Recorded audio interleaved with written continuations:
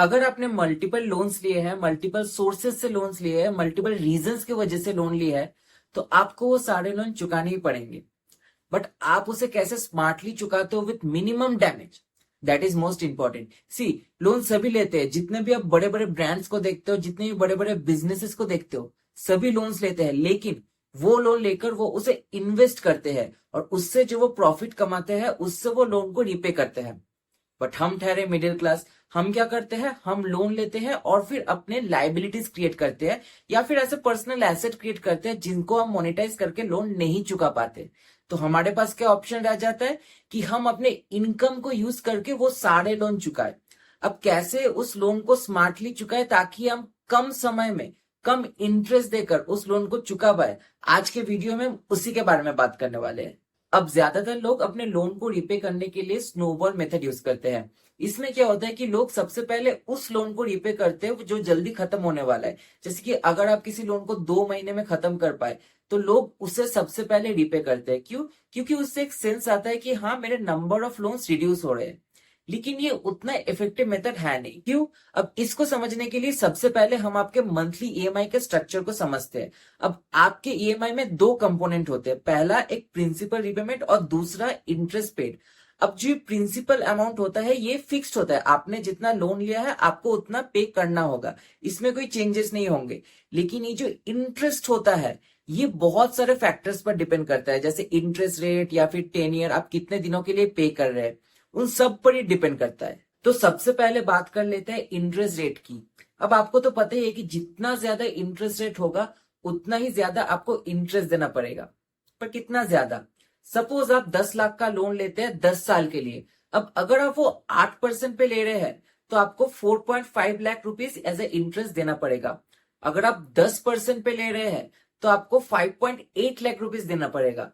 और अगर आप 15% के लिए ले रहे हैं तो आपको फिर उस पर 9.3 लाख का इंटरेस्ट देना पड़ेगा। तो आप देख सकते हैं कि 5% इंटरेस्ट रेट इंक्रीज होने पर आपको 3.5 लाख रुपए एक्स्ट्रा देना पड़ रहा है। तो अगर आप 25% पे ले रहे हैं तो आपको 17 लाख रुपए इंटरेस्ट देना पड़ेगा। अगर आप 35% के लिए ले रहे हैं तो आपको उस पर 26 लाख रुपए इंटरेस्ट देना पड़ेगा। आपका प्रिंसिपल अमाउंट है 10 लाख रुपए, टोटल 36 लाख रुपीज आपको पे करना होगा। तो अब आपको क्या करना है, आपके जितने भी सारे लोन्स है उसको प्रायोरिटाइज करना है इंटरेस्ट रेट के बेसिस पर। जिसका ज्यादा इंटरेस्ट रेट है उसको हाई प्रायोरिटी में रखना है और उसको सबसे पहले चुकाना है। क्योंकि जैसे कि हमने देखा कि थोड़े इंटरेस्ट रेट के डिफरेंस से भी बहुत ज्यादा इंटरेस्ट पेड में डिफरेंस आ जाता है। तो आपको सबसे पहले उस लोन को पे करना होगा जिसमें बहुत ज्यादा इंटरेस्ट रेट है, जैसे कि क्रेडिट कार्ड। क्रेडिट कार्ड में हम बहुत सारा लोन ले देते हैं और उसको फिर रीपे करने में प्रॉब्लम हो जाता है। तो सबसे पहले ऐसे लोन को रीपे करें क्योंकि 35% बहुत ही ज्यादा होता है। उसके बाद बाकी जितने भी सारे लोन्स है जो 10% पे है, 12% पे है, उसको धीरे धीरे धीरे धीरे रीपे करना है। तो सबसे ज्यादा प्रायोरिटी हमारी होनी चाहिए जिस पर हाई इंटरेस्ट रेट है। इस मेथड को हम बोलते हैं एवलांच मेथड। पर क्या आप किसी तरह अपने लोन के रेट ऑफ इंटरेस्ट को कम कर सकते हो? वेल, टेक्निकली तो आपके हाथ में है नहीं, but there is one thing that you can do. See, आप एक दूसरा लोन ले सकते हो with lesser rate of interest and use that amount to pay the loan with the higher rate of interest. तो सपोज आपके पास gold है और आप उससे 8 लाख रुपए का गोल्ड लोन ले सकते हो 10% रेट ऑफ इंटरेस्ट।